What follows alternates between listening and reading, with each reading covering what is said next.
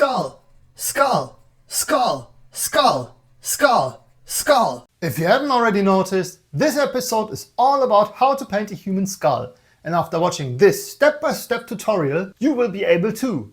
100%. But before we pick up the brush, let's go over a couple of thoughts. Because a good painting always needs planning. If we close our eyes for a moment and think of what a human skull looks like, we always have a certain picture on our mind. It's probably a frontal view for most people. It's a good start, but we're not going to paint from our imagination. The human mind is just too cloudy. We need a precise picture to work from. So always paint from a reference, from a photo, from a picture in your book, from a live object. So in this case, I guess we don't have that many skulls at home, so we will work from a photo. Like this one. But you can pick any other if you already have a photo.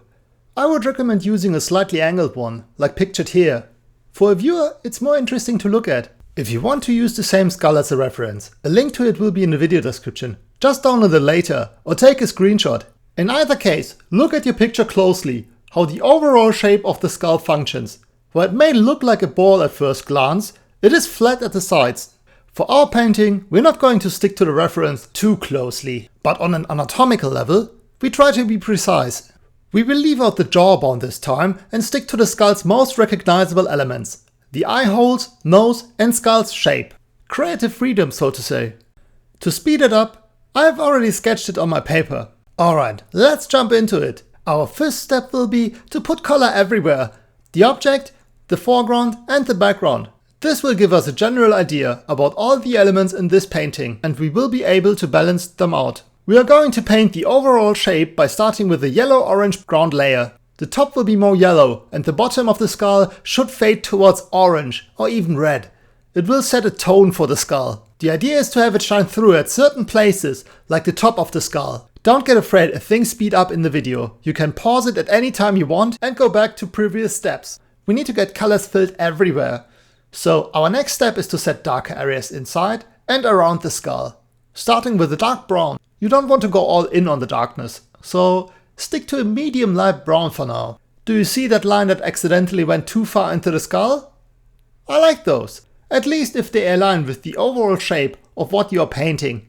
They create a soft border between your object and the background. But this time it went too far into the skull and it needs to get taken out again. What a shame. But we are at the stage where we shape our skull. Mistakes happen and they happen all the time. Just work with them as they come. Old painting masters just knew how to hide their mistakes better. It's a back and forth. Sometimes you take away from the background. Sometimes you give it a bit back. And here, a small preparation for the shadow and darker area on the lower left of the skull. The foreground will get a similar color to the skull, although we are aiming for it to get progressively darker toward the background.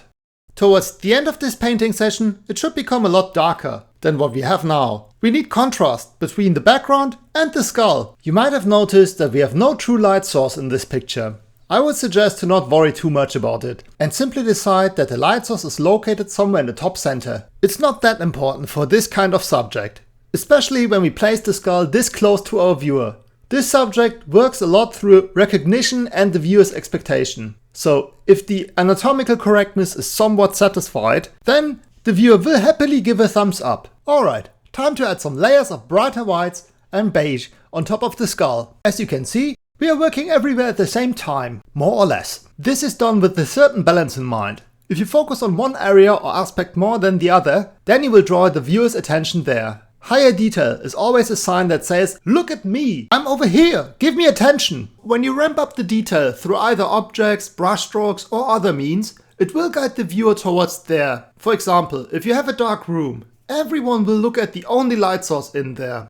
Before we move further, we need to make the background darker. Maybe don't use black on it immediately, but mix a dark brown with the red together. It's an almost black and it ramps up the contrast just enough. Circle the skull with it and also apply it on the eye holes and nose. We need the contrast. Makes it more dramatic. Oh, and it's time to work on the foreground. Here we start with a similar color to the skull. A very light brown with a little squeeze of yellow in it. I probably used more ochre than brown. Overall, the mix of bright ochre with a tidbit of yellow will make the foreground pop just as much as the skull, although we are aiming for it to get progressively darker toward the background. It will need a better transition between these two areas. Let us do a darker line below the skull in the meantime. We need the contrast. Alright, adding more white and beige layers on top will give us a more natural looking bone texture. We just go in with a mix of dark brown and red for the lower half of it, and maybe only red for the area above it.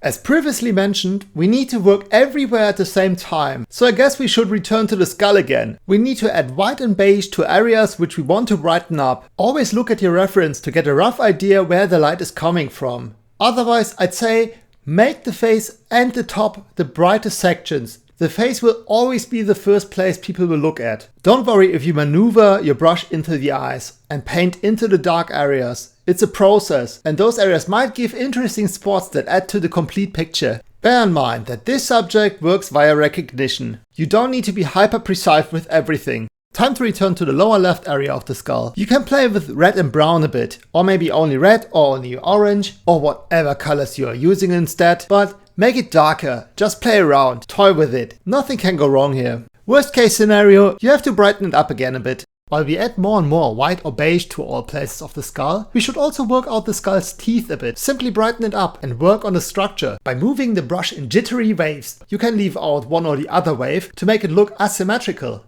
It gives a more natural look of old brittle bones. If you want to define this area a bit more, I would suggest going in with a couple of vertical dark slim lines that chip into the skull. Here's an example picture so you can see what I mean. From here on I would just brighten up some areas on the skull until it is a bony mass. This will probably take a while. The left side gets a bit more dark again with red and brown, and here you can see how I applied too much red on it and panicked a bit, but as you can see, accidents happen and just work with it. It's all according to the plan. Consider that whoever is looking at your art will take it as is, or give you the benefit of the doubt, as long as the subject follows the same formula as the viewer is familiar with. So that means that the anatomical correctness needs to be fulfilled. If the viewer thinks, yeah, that's how a skull is shaped, he will buy it, even if it was green and yellow. Time for a darker background and other shenanigans. We need to mix dark brown and red together again. This will let our skull stand out the most. Just cover the entire background with it, and maybe the eyes. And while you're at it, you can hatch into the area left and right to the skull to get a better transition between the background and the foreground.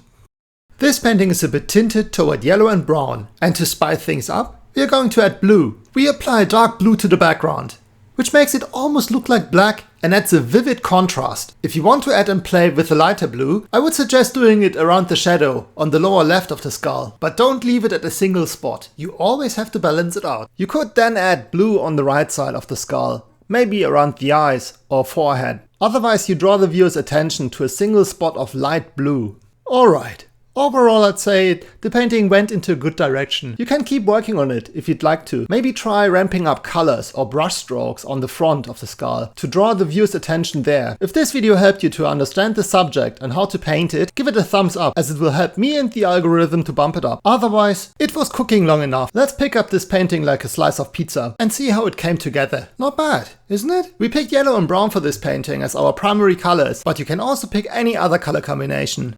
Let me show you some examples. Blue and red works nice too, no matter which color combination you choose. It's a very accessible subject and you will create lots and lots of good paintings.